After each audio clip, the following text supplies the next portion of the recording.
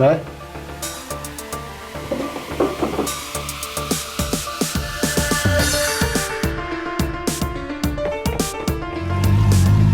王长，哎。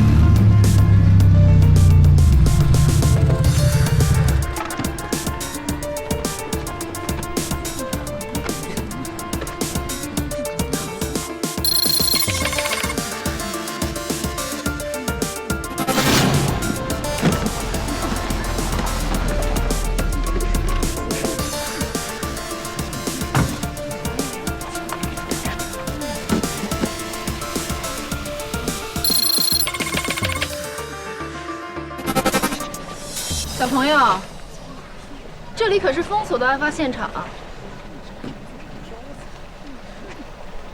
苏梅吧，我也是特案组的。特案组什么时候还招见习警察了？你毕业了吗？哼，我只是偶尔去大学讲讲课。讲课？你才多大呀17岁当博士已经不早了。我爸18岁都双博士了，我拉低了我们家整体水平。 你平常都这么说话吗？在新的团队，我爸老嘱咐我让我低调点。你们好，我是梁教授的助理阿信。梁教授，请跟我来。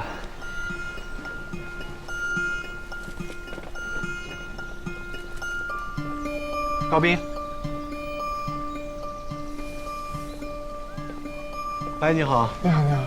我是法医高斌，我对现场进行了初步的勘查。 根据尸骨的特征可以判断，死者为女性。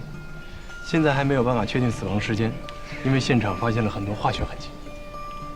哎，怎么没见着梁教授啊？他还没来。为什么特案组的每一个人的档案都能查得到，唯独梁教授的一片空白啊？梁教授，特案组的负责人，公安部特案要案专项领导，警界传奇，破案率100%，平均结案时间不超过1个月，而且他还是个长腿欧巴。 在我的电脑面前，从来没有保密二字。哎，梁教授，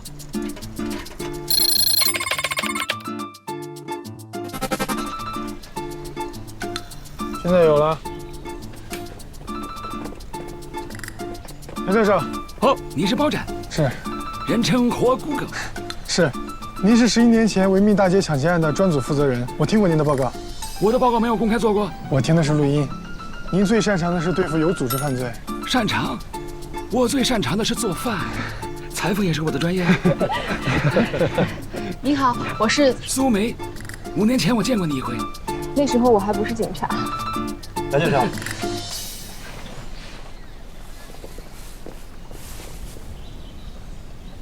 哦，这里被锤子锤过，凶手看来是个老练冷酷的人。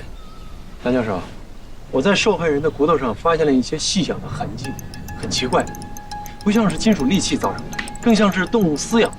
所以我在想啊，很多凶手在处理尸体的时候，喜欢先处理掉尸体上的脂肪，特别是用动物撕咬的话 ，DNA 的证据就会少很多。所以很多黑社会它都是开沟厂。1997年，在美国加州发生了一起类似的案件，他只不过把死者放进了鱼缸里，为什么呢？是因为他养的是食人鱼。 我只是给大家一些启发啊。知道了，小天才。凶手在处理掉尸体上的脂肪之后，把剩下的骨头放进那个坛子里，现场也没有发现指纹。看起来凶手很享受处理尸骨的过程。应该是连环杀手吧？我觉得，这么狠毒的方法应该不是第一次杀人了。我们可以排查一下犯罪记录，这个杀手应该从小就开始犯罪了。所以我们可以肯定的一点就是，抛尸地点不是在这里。 坛子是埋在一个布满青苔的水域，有一段日子了，因为这几天下雨，洪水把它冲到了这里。现在我们首先要找到的是抛尸地点到底在哪儿？哦，我想起来了，就是这个坛子，我从小就见过它，它是专门画素描的坛子。坛子的裂缝主要是在底部，也就是说，这个坛子是从高处往下扔的，底部撞击了水面，所以抛尸地点应该在一座桥上。 我这里只要输入了坛子的密度、重量和水流速度，就能生成一个3维模型，这样就能模拟计算出桥的高度了。电脑太慢了，这座桥应该不高。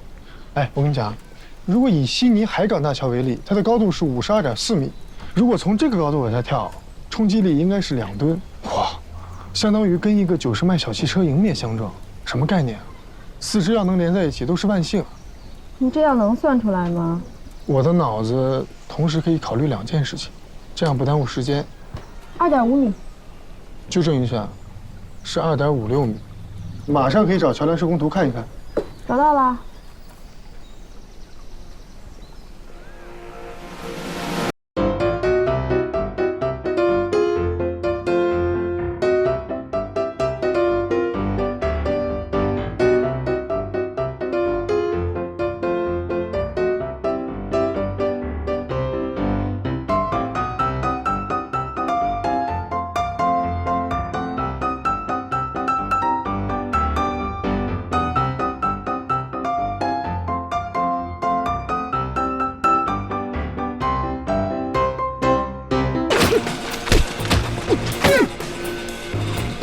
注意动！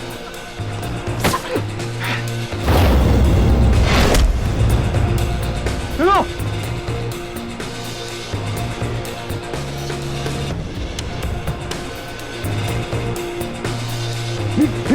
你别动！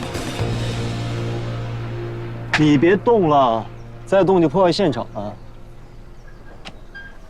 你就是华龙啊？你怎么会在这儿啊？坛子这么大，搬到这儿肯定引人注目。还好这个小比较偏僻。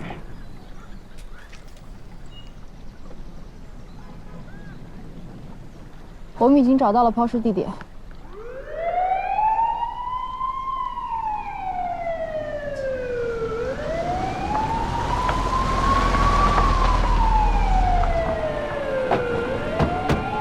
我已经通知了8人，他们会搜索附近水域。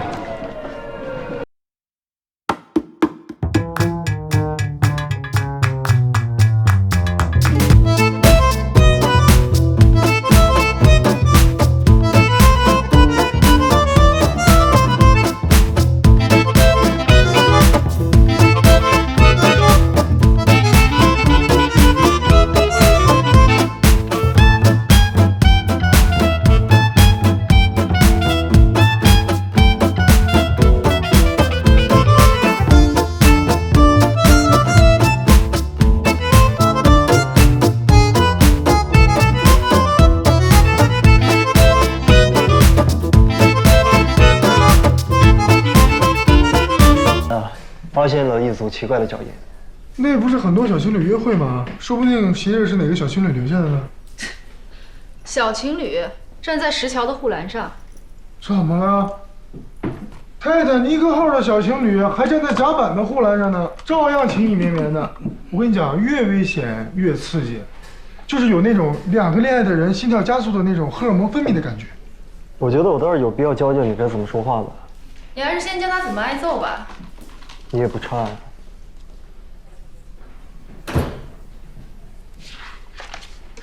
杨教授，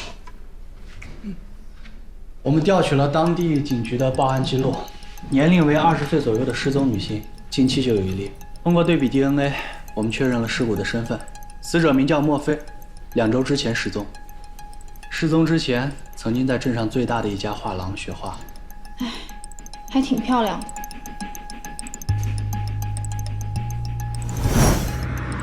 杨教授，华龙给人感觉永远是那种单打独斗、容易惹麻烦的。你是怎么考虑把他拉入特案组啊？你如果当过5年的卧底，也会这样的。一个人单打独斗，早晚会崩溃。有时候要休息，明白了？嗯。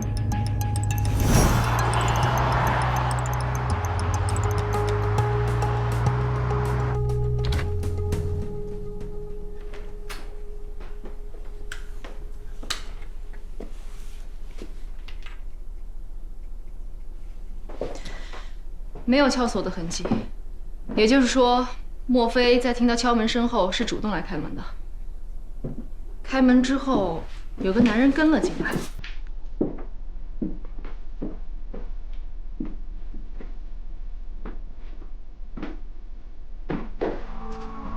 屋子很冷，地板很凉。女孩平时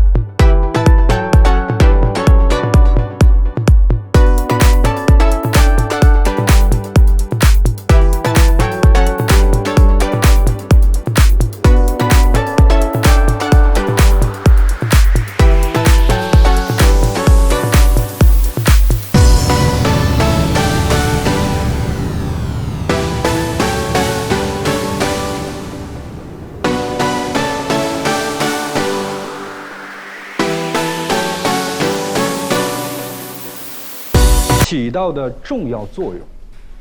也正是罗马的这条母亲河，才使罗马走入了当时最鼎盛的现在你下时期。去，当着他所有学生的面把不难看出他叫出来。哦，每一幅经典的作品，都有着它各自的文化底蕴。这就是证据。莫非应该早有准备？他把避孕套撕开了之后，这个男人突然间停止了。你怎么知道他是停住了，而不是根本就不喜欢呢？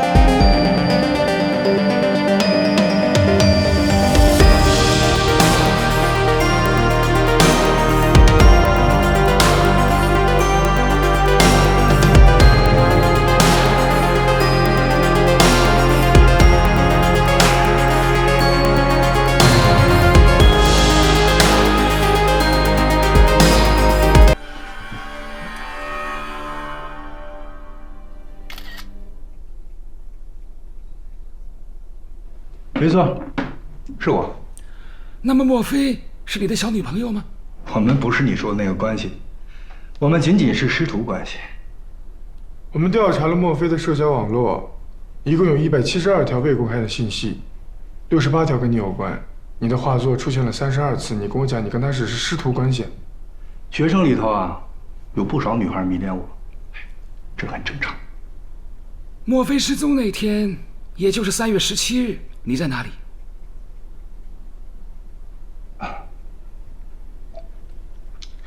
那天晚上我跟我老婆在看戏，哎，你可去问我老婆。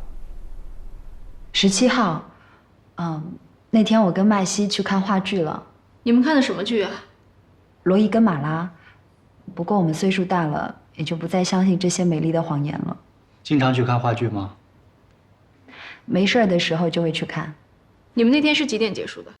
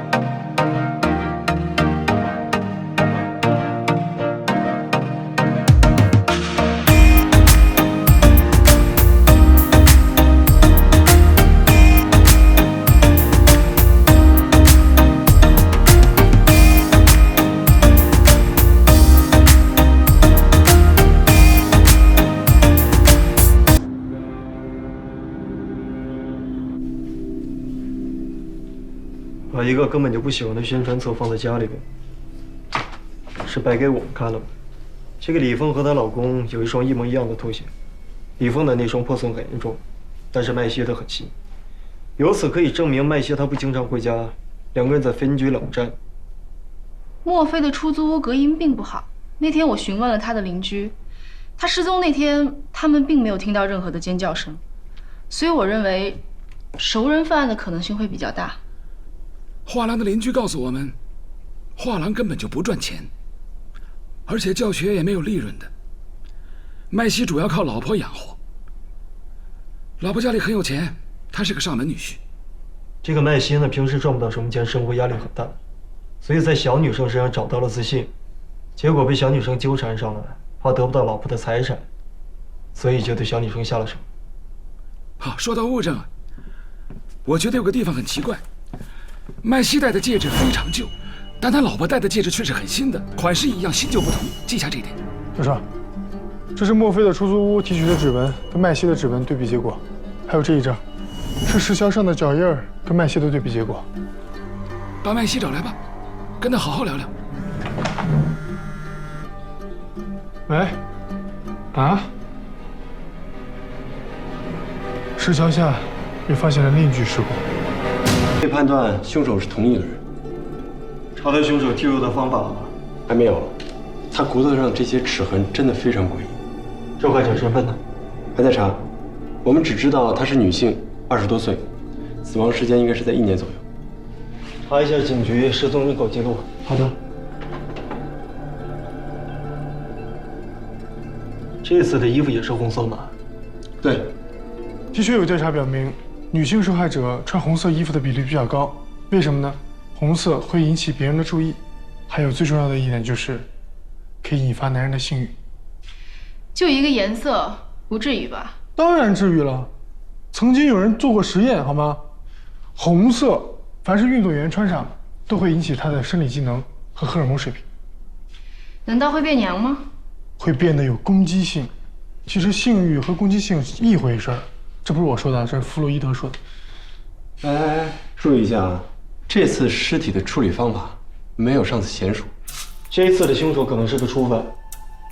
你看每一个切口，好像都下了很多刀，费时很久。还有一种可能，就是他对死者非常的熟。哎，我们错过了一个非常重要的问题，坛子。凶手在处理掉尸体上的脂肪之后呢，把骨头放进醋里面泡着，泡一段时间之后它就变软了，然后一用力就可以放进坛子里面。不是，我是说，他为什么要把尸体放进坛子里呢，而不是旅行箱里？这样不是更容易携带吗？除非有一点就是，坛子对于凶手而言比旅行箱更容易拿到手。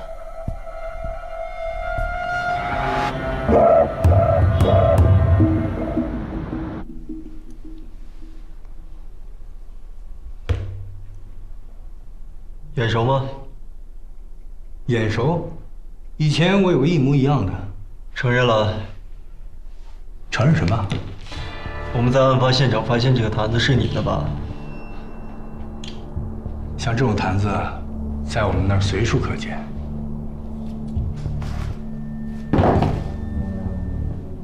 这个你看看，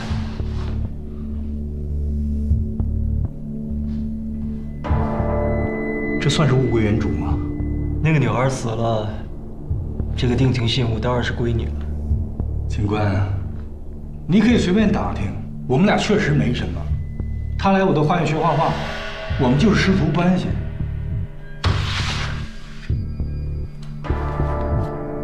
你就这样为人师表了？是，他勾引我，但是我忍住了。在最后一刻，我作为丈夫，我克制住了自己的欲望。我对天发誓。你还是对天发誓？叫华龙出来吃饭啊！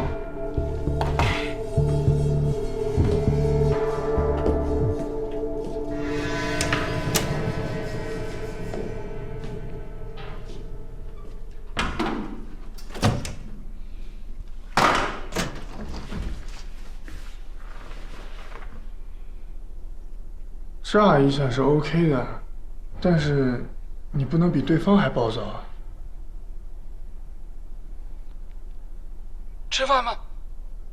时间差不多了，我可以回家吃。你还要在这里待一段时间。我们有证据。麦西啊，你阳痿。这他妈算什么证据？阿信，你阳痿。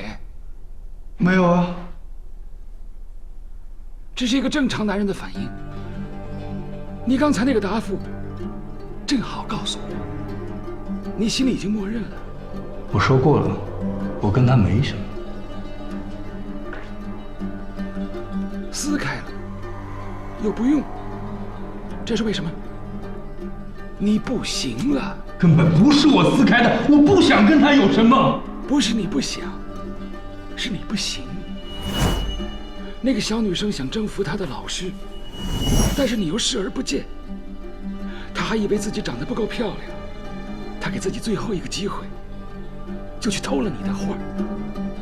果然你去了，他真没有想到，原来不是他不行，是你不行。他就开始笑了，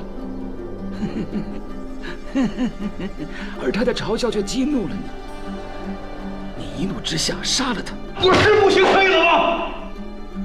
但我没有杀人，我只是去拿回我的画。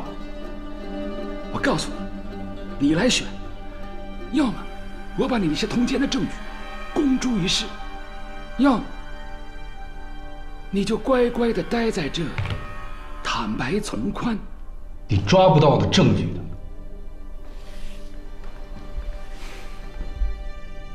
我告诉你啊，我当警察几10年，你这样的人我见多了。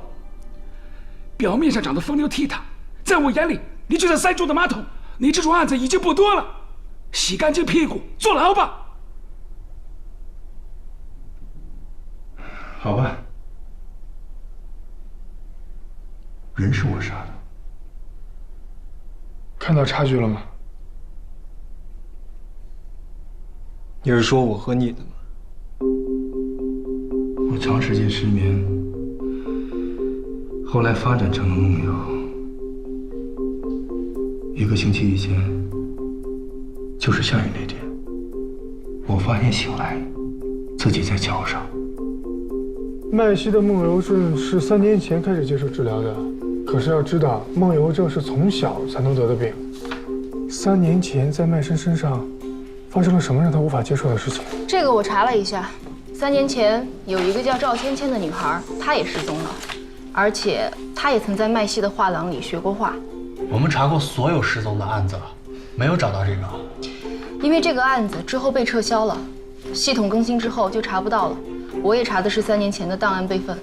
可是为什么被撤销了？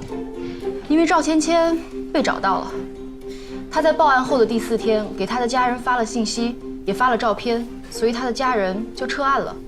他现在在什么地方？她现在还活着，至少是在网上。她每隔一段时间都会更新照片，透露她自己在哪里。照片的这个光不太对啊。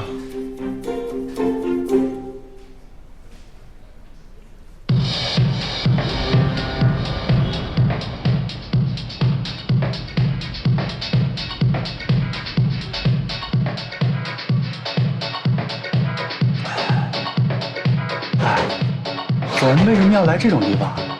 我们现在唯一能确定的线索就是杀死墨菲的人，同时也杀死了一个叫幻玉的姑娘。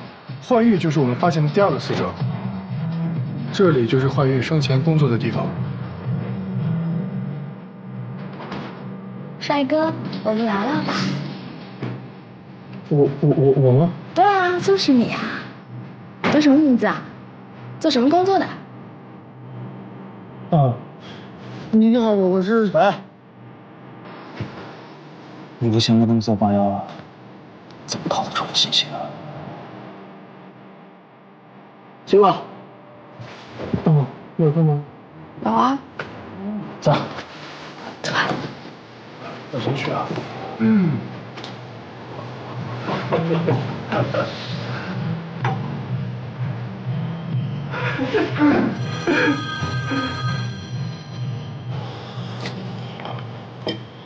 喂。好。查到麦西的医疗记录，的确接受过梦游症治疗。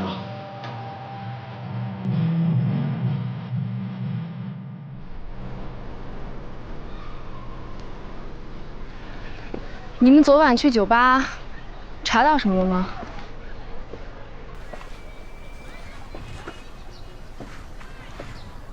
本来我对麦西的怀疑已经减少了一些啊，可是昨天晚上去酒吧的时候碰到了一个舞女，她说麦西和幻玉认识，而且麦西曾经为幻玉画过一幅画，这个女孩在她闺蜜面前无数遍的炫耀，想必他们两个肯定有问题。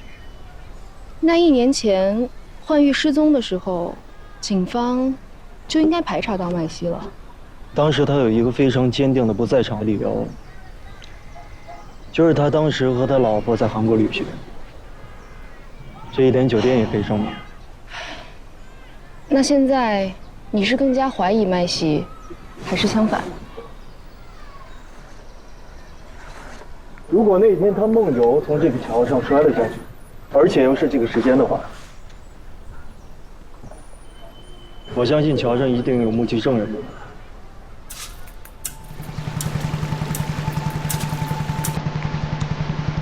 跟你打听一下，您是不是经常在这钓鱼的？对啊，我经常在这里钓鱼。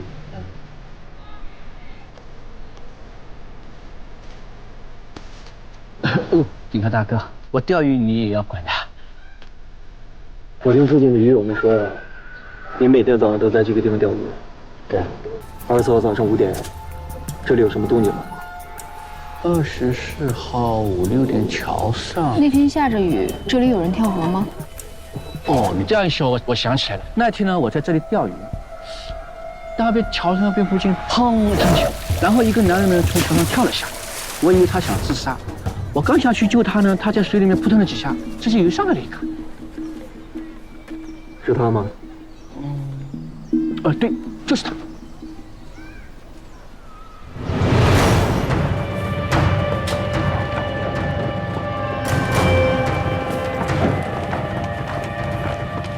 你们怀疑我丈夫是凶手，你们有什么证据？现在还不便透露。你们在这里是找不到证据的。这里每天人来人往的，谁会在这里杀人？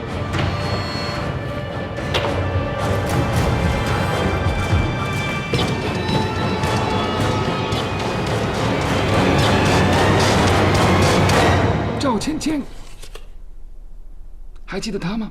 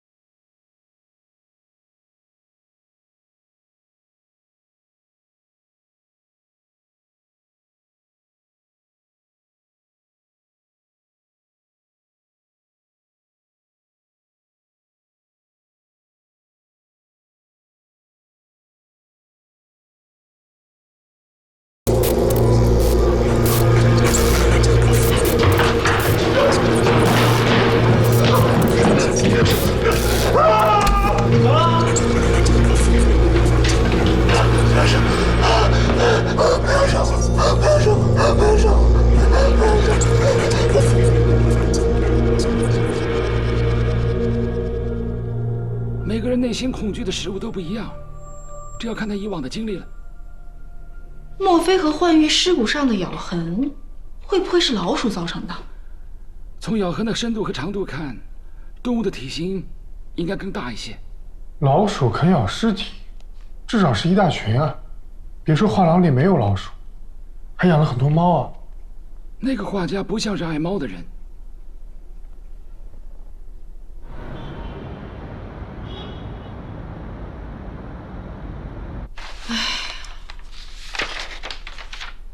赵芊芊的手机一直都有人帮她续费，但是她的微博又是移动信号登录的，没有固定 IP。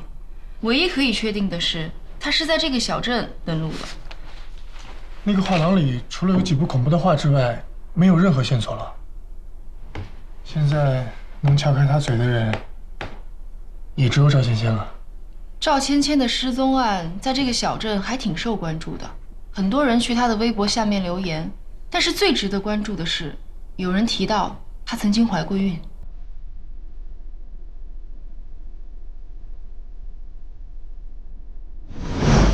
你还记得是谁陪她来的吗？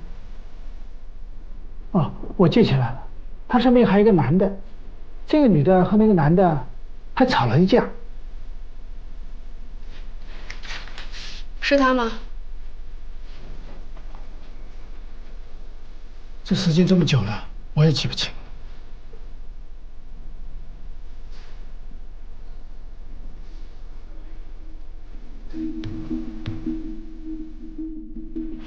你总是习惯把书勾往上挑，这样并不美观啊。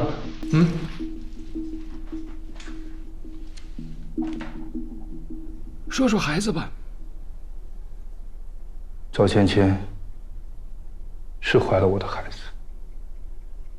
为什么不早说呢？还在这里装神弄鬼。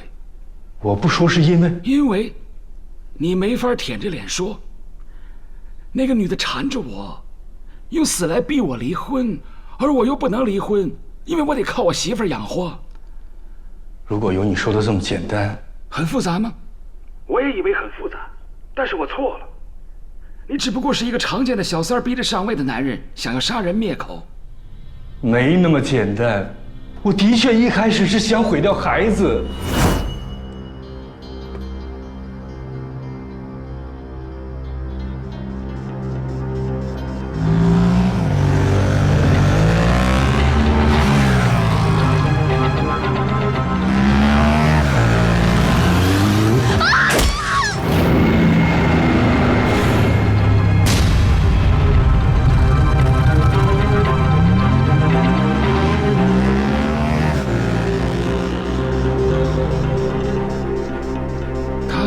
认出你了吗？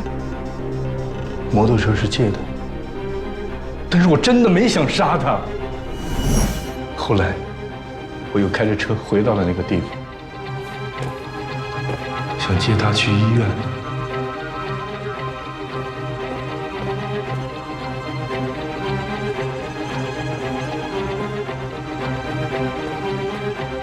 可是当我回到那个地方，他已经不见了。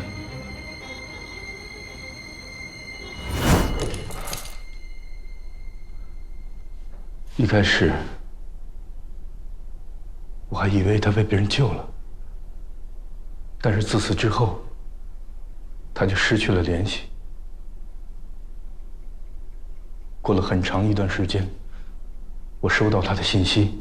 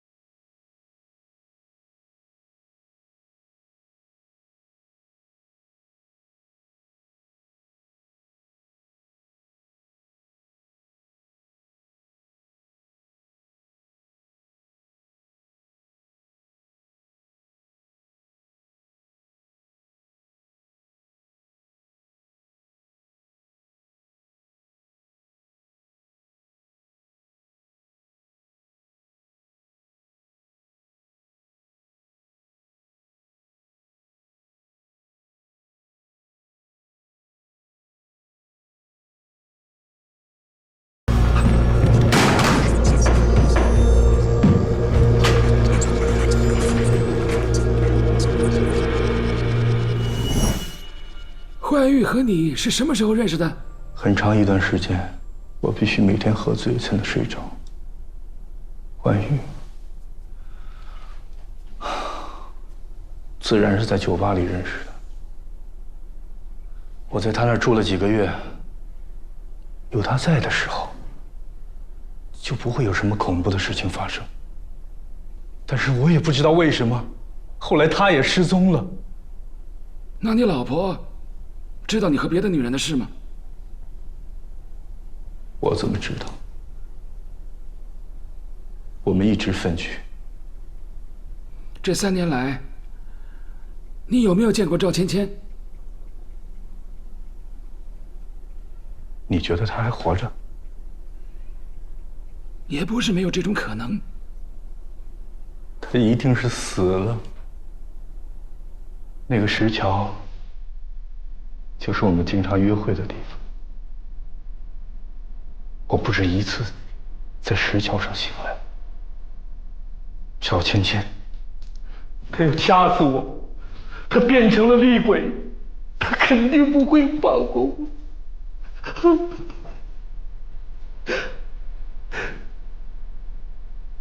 你以为你们可以抓到凶手？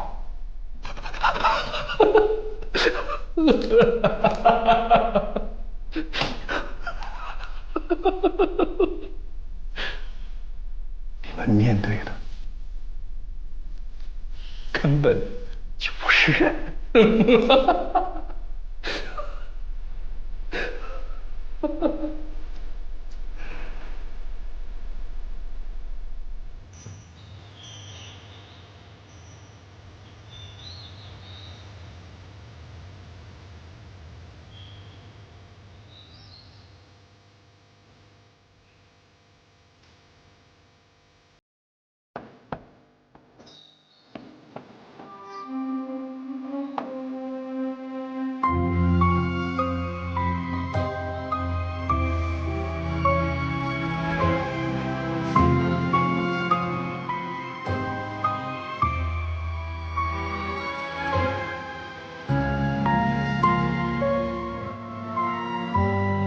早饭已经做好了。画廊寻找凶器，凶器没有找到，却找到了赵芊芊的画，并且还有她的签名。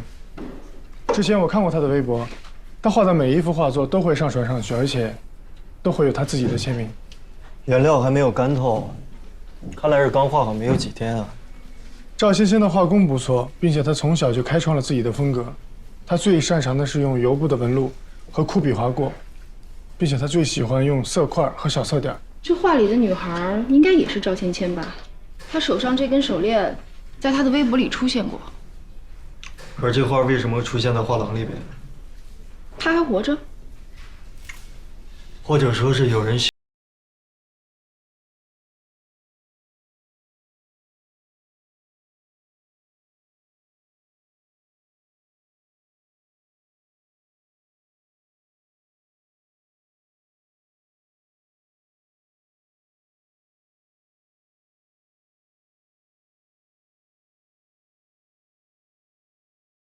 芊芊没死，那么她如何在这人来人往的画廊中偷偷把画拿进来？她除非是有一个帮手，如果她死了，是谁一直在描摹她的画风，制造她还活着的证据？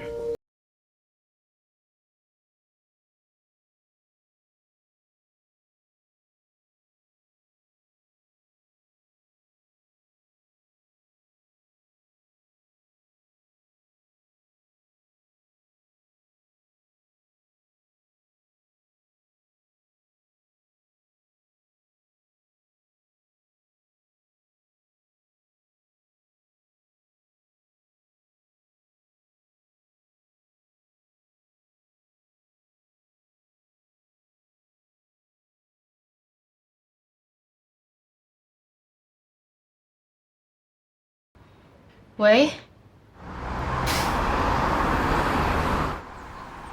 哎，苏梅，这儿呢。你呀，还是别动啦，你可是我们的技术顾问。小意思，皮外伤。小意思，你就打石膏了，还小意思？你不会是被手机的自毁功能炸伤的吧？哎，你这个说法好。不过啊，我是参加警官大学教师足球比赛踢伤的。对了，我问你个正事儿。手机的硬件如果彻底损坏了，还有可能修复吗？我毁成这样，你跟手机有仇啊？着急吗？挺急的。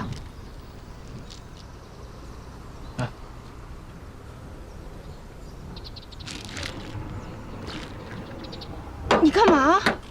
啊，我最近正打算换个手机，反正我这个手机也用了挺长时间了。哎，我告诉你啊，你可以把你手机内存硬盘焊接在我手机的电路板上，这样可以造出来一台最原始的工程测试机。然后你将硬盘和芯片连接电脑，就可以读取数据了。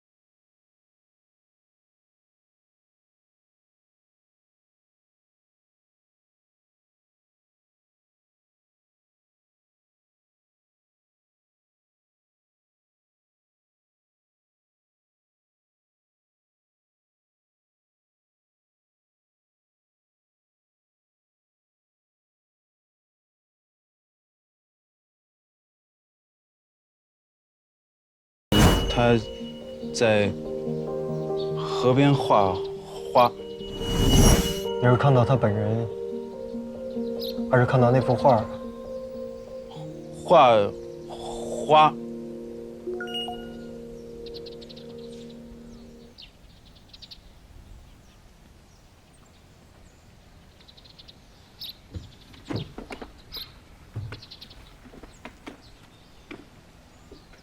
他叫马辽，他这儿不太清楚。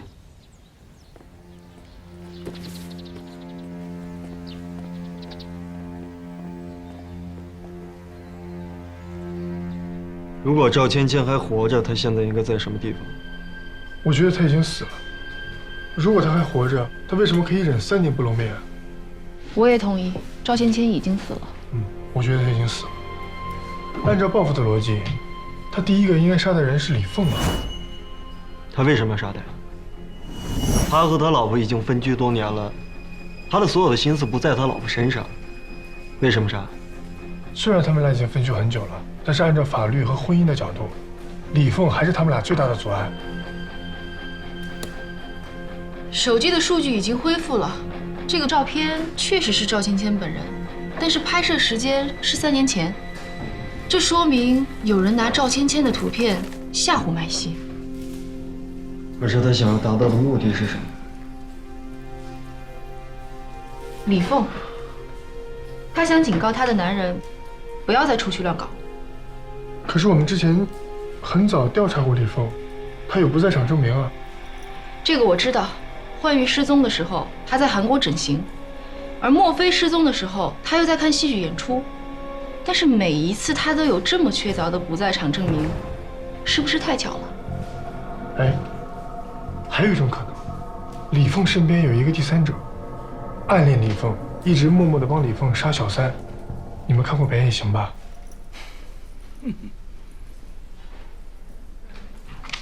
你的判案推理能力是不是都从电影里来的？很多电影的桥段都是根据真实故事改编的，好吗？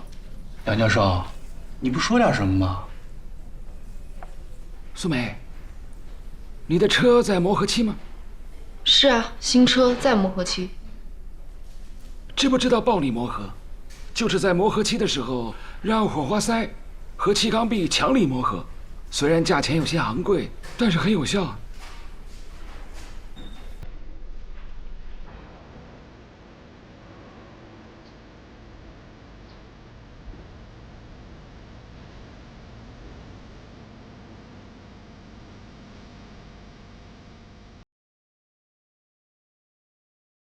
那边桥那边附近砰一声响，然后一个男人从桥上跳了下来。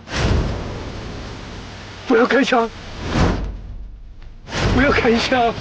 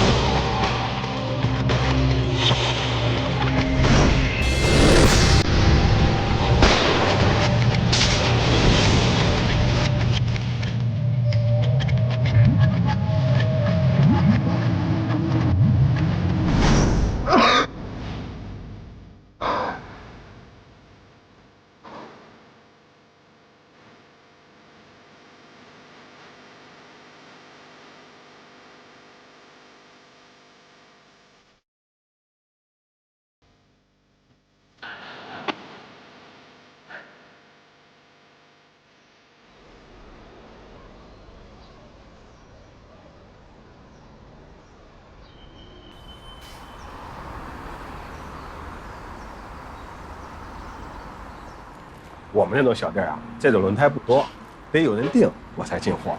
那你们这儿有没有买轮胎记录啊？哎，有。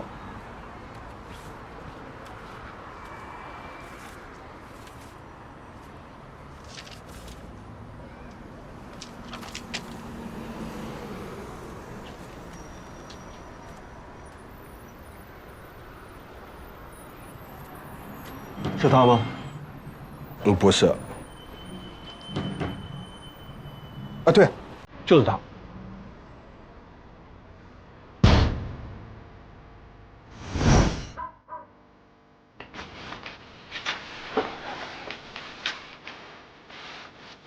楼上就是马六的房间。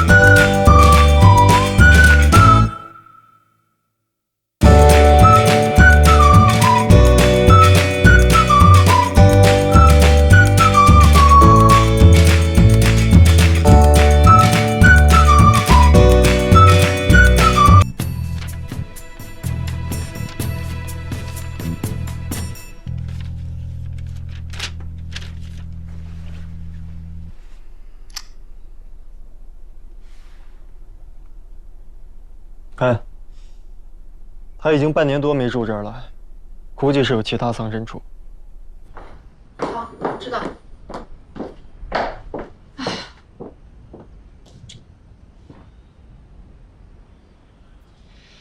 马流还有没有其他的住址？马流的住址我只知道那一个。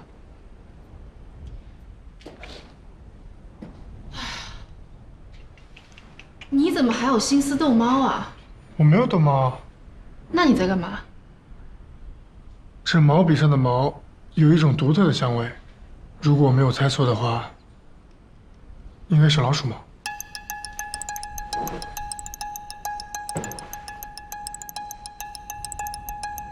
老鼠毛怎么会有香味？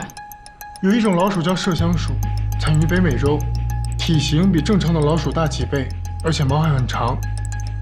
如果真是麝香鼠的话，那尸体上的咬痕就对上了。我在受害人的骨头上发现了一些细小的痕迹，很奇怪，不像是金属利器造成的，更像是动物撕咬的。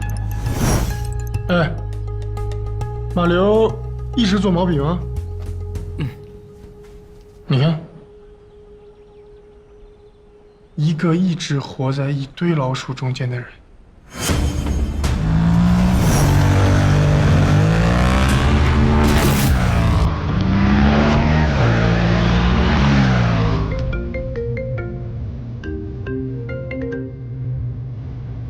喂，马流的手机已经关机了，只能查到他最后一次开机的位置。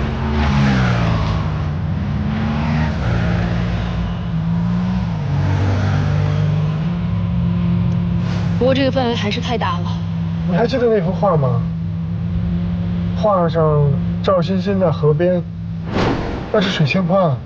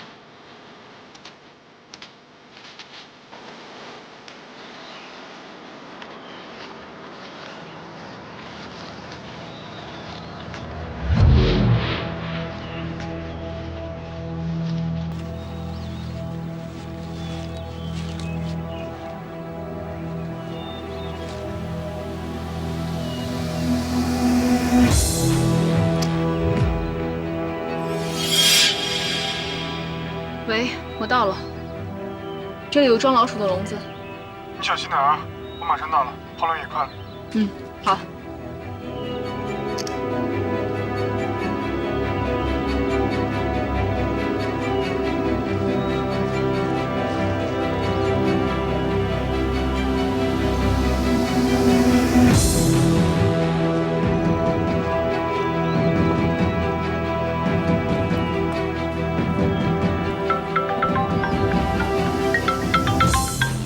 喂，怎么了？苏梅，我有个新发现。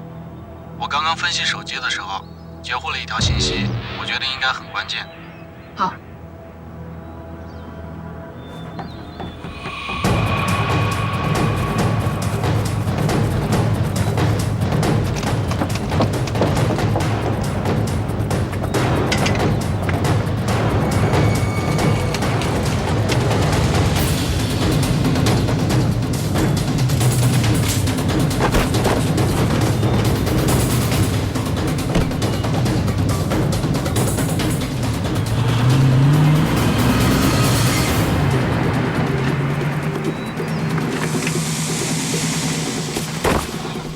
你没事吧？没事，快去追，有人质。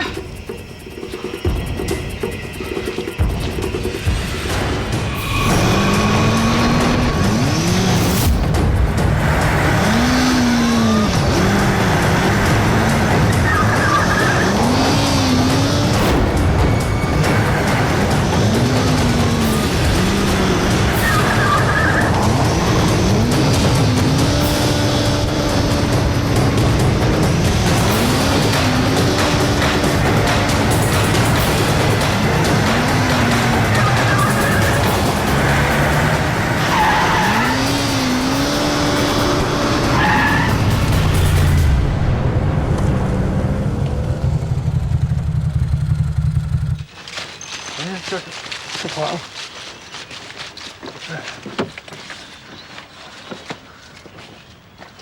小心点。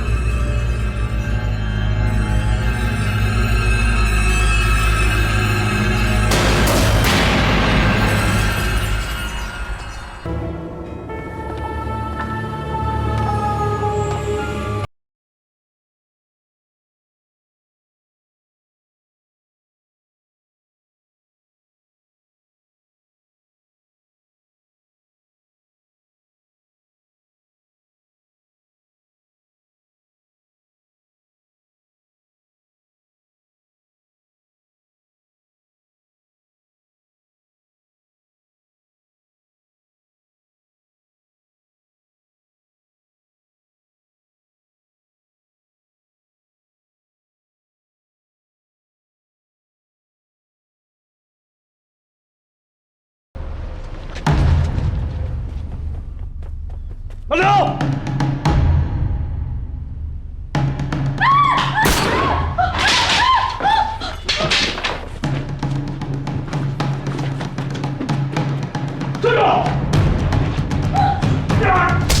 站住！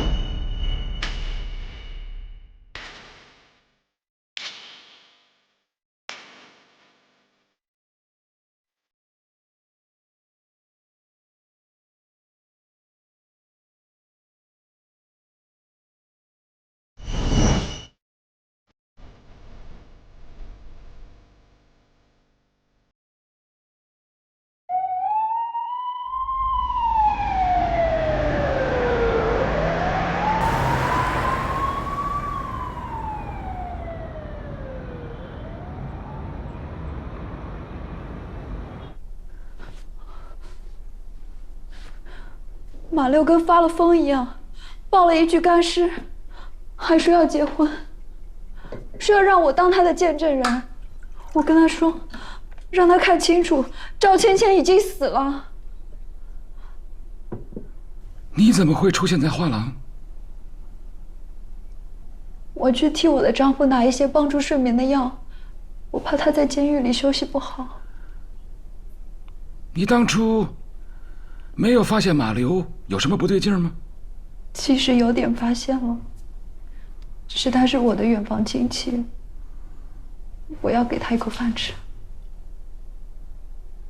好吧，那你可以回去了。把伤养好了，阿信会带你回来做笔录。好，谢谢。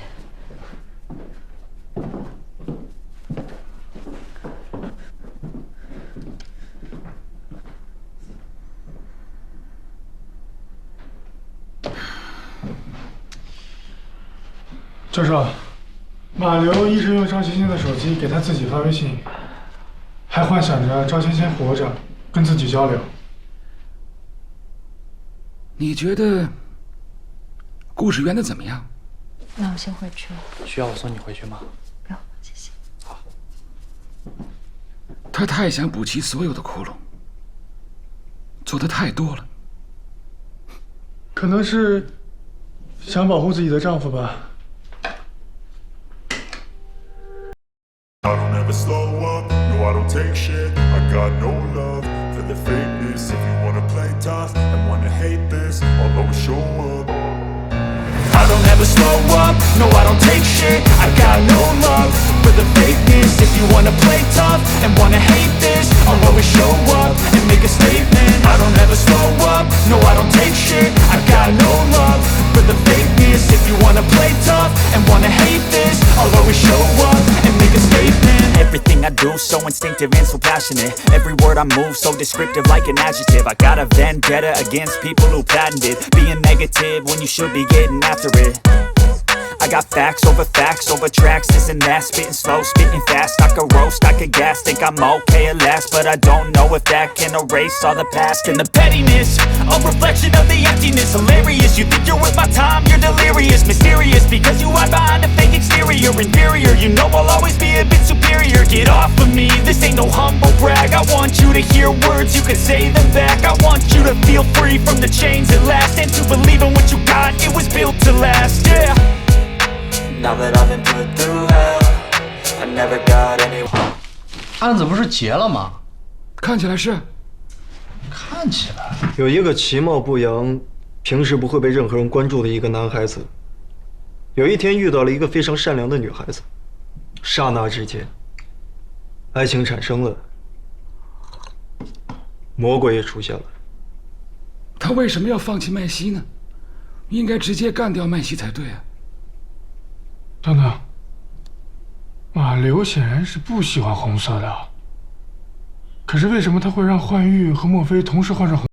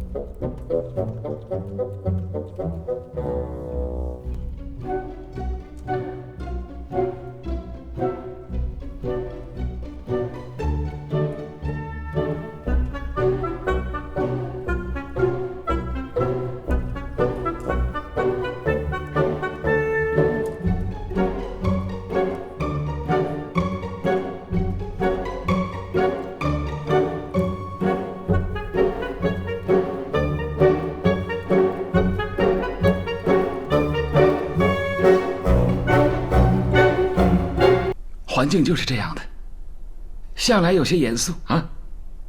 我请华警官呢讲个故事，来缓解一下气氛好吗？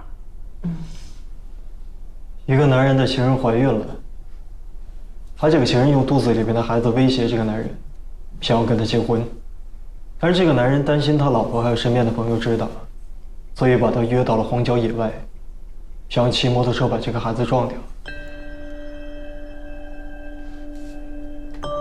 说完了，那我可以走了是吗？哎，才刚开始。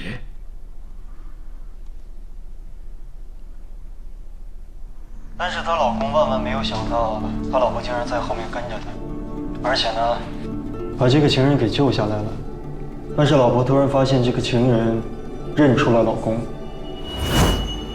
她一方面想要去保护老公，一方面对这个情人肚子里面的孩子起了嫉妒之心。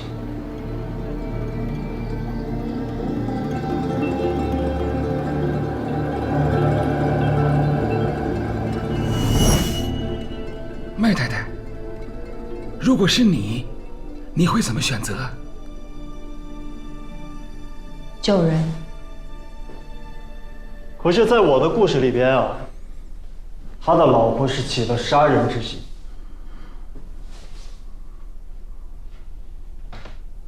华警官，你如果要是专门讲故事，我们再约时间好吗？这个故事现在才开始精彩。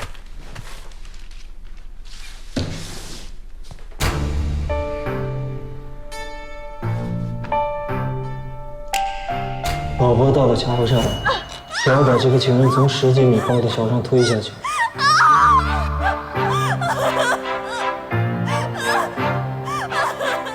但是在他推的过程当中，情人紧紧地抓着他的手臂不放，最后坠落下去的时候，把他戒指戴了下去。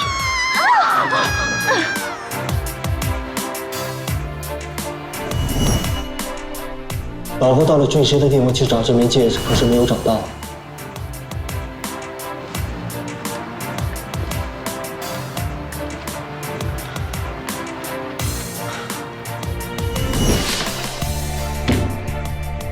最后又买了一枚新的戒指。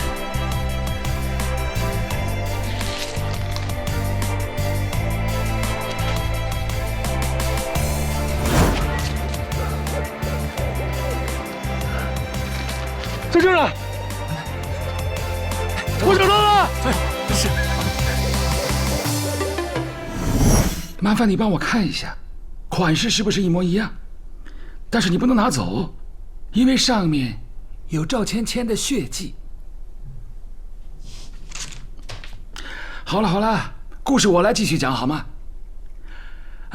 尸体总是要扛走的，但是以你的体力，所以想起来，哦，我有一个远房亲戚叫马流，人老实又听我的话，而且他还有疫病，经常胡言乱语，没有人相信他的话。可没想到，他没有把尸体埋掉，而且还带回了家。他又住在筒子楼里，到处都是人，尸体很容易被发现的。你疯了？你为什么不把尸体处理了？姨呀，芊芊跟你说话呢，你听见了吗？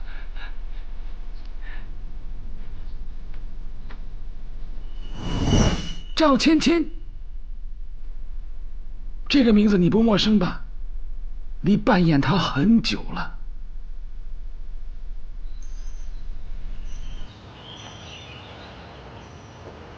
我一直觉得很奇怪，以马流的收入，怎么租得起一座院子呢？后来我才知道，有人帮他付钱，而且他需要这个环境，把那具干尸收起来。至于你丈夫，你很想让他后悔，想让他一直以为赵芊芊会变成厉鬼，把他杀，这样他就精神恍惚，会常常在你身边，要你去保护他、爱护他。我完全不知道你们在说什么。你没有想到的是，你丈夫一天一天好起来以后，立刻又跟一个舞女在一块儿了，这令你怒火中烧，想把那个舞女杀了。但是怎么杀呢？马流又不听你的话，他只听赵芊芊的话。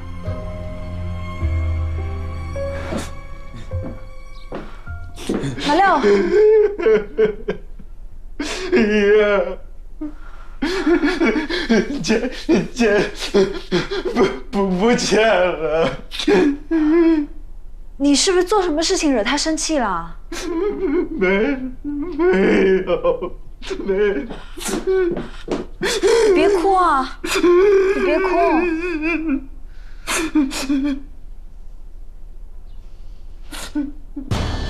所以你就开始扮演赵芊芊，用赵芊芊的手机给马流发信息，去指使马流。他毫不怀疑，听从所有的吩咐，甚至是把麦西约到桥上，将他推下水。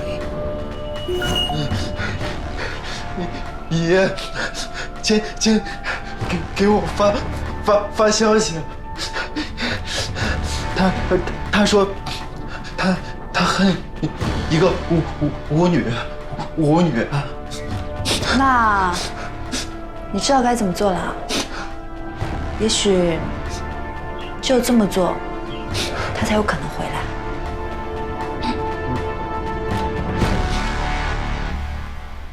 是你告诉马溜如何处理尸体，如何抛尸。马溜一个这么鲁莽的人，单只凭他一个人，早就被人抓起来了吧？摔碎了手机所有的通话记录。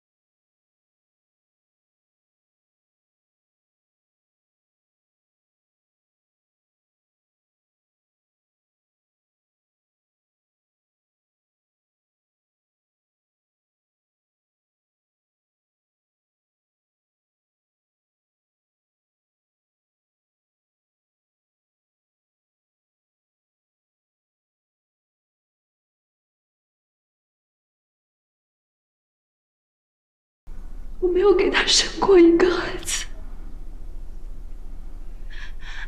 他跟赵芊芊在一起才几个月就怀上了，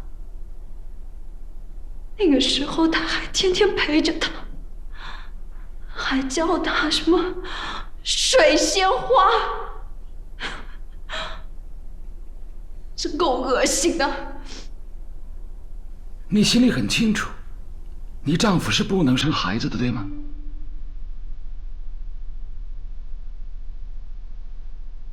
不可能。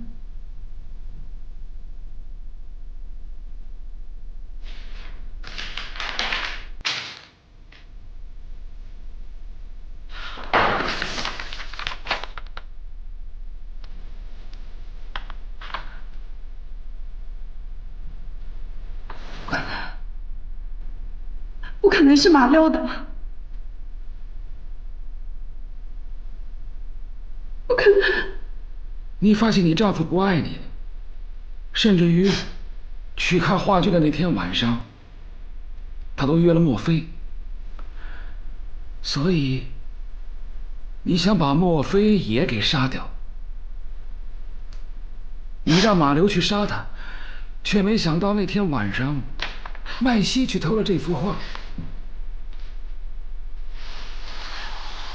我已经检查过这个画风和笔记了，就是当年你亲手给他画的。